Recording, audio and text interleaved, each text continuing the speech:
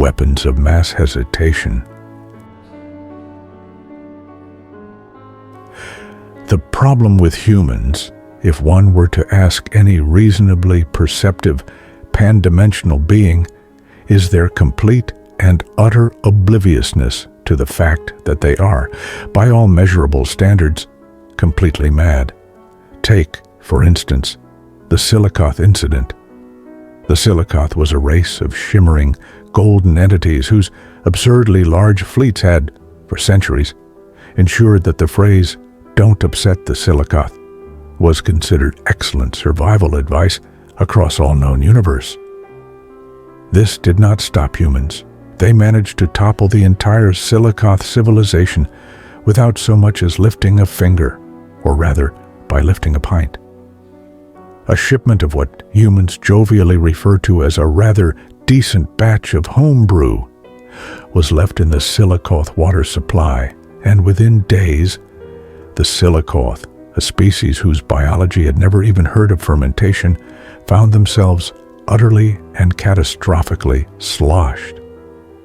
Their mighty armadas were left scattered drunkenly across the cosmos, and their ruling council was found collapsed in a glittering heap in the royal palace. An event later described by historians as an unprecedented collapse of a major universal power.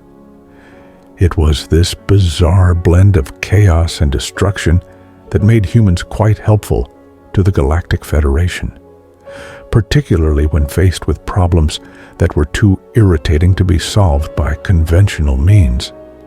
And the problem at hand was nothing but irritatingly persistent. Two planets, Zogtar 5 and Spliblax 3, had been bickering over the same patch of asteroid-laden space for the better part of a millennium. Each planet claimed the asteroid field contained incredibly valuable resources, though no one had ever bothered to check what exactly those resources were. Zogtar 5 said it was mostly rare minerals, and Spliblax 3 insisted it was packed with exotic, intangible commodities like interstellar feng shui. Every few years, these two planets would engage in a series of bloody battles which always began the same way. Insults via radio waves were hurled across the void, escalating in frequency and pettiness as the fleets of ships from both sides slowly approached each other. The insults ranged from crude jabs about planetary size, "Your planet looks like a half-eaten fruit," to convoluted slanders about each other's leadership. "At least our Prime Minister doesn't wear a wig made of cashew nuts." Then, when the ships finally crawled within firing range, the shooting would begin. The Federation had tried everything: peace envoys, strongly worded letters, and even a particularly dazzling laser light show to symbolize harmony, but nothing worked. And so, they sent a message to Earth: "Please dispatch one warship to the Zogtar Spliblax sector." Discretion is unnecessary. Urgency, however, is appreciated. Several days later, the ESS Fuck Around and Find Out arrived. The Fuck Around and Find Out was legendary, not for what it had done, but for what it could do, if it ever really had to. It slid into orbit above the disputed asteroid field, bringing the advancing fleets of Zogtar 5 and Spliblax 3 to an immediate halt. Then, it ejected two enormous containers which drifted lazily into position, one before each fleet. The planetary leaders scrambled to get the Galactic Federation on the line. "The humans are here," the Zogtarian High Chancellor bleated in panic. "Yes, we know," came the weary voice of the Federation President. "They've brought boxes." "Yes, that is also expected. And they're playing lullabies." "Well, that's a new one." At that moment, the lullabies ceased. There was a brief silence. Then a cheerful voice crackled over every frequency.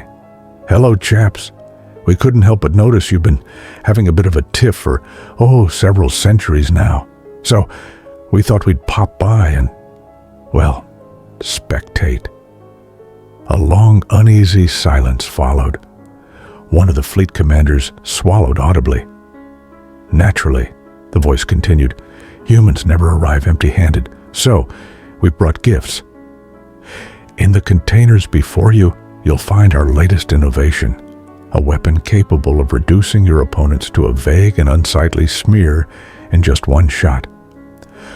So, should you choose to use them, your dispute will be resolved instantly.